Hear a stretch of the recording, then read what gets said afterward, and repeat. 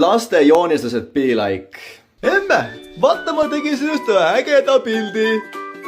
Oi, kui armas pojas tegid minust pildi või no las ma vaatan siis. Emme, miks sa naerad? Ei poja, ma lihtsalt, ma ei ole kunagi nii ilusat pilti näinud, ma ei tea, mis emotsiooni väljendada, et see on nii ilus, et... Emme, ütle ausalt, kas see on kole? Kas see on kole?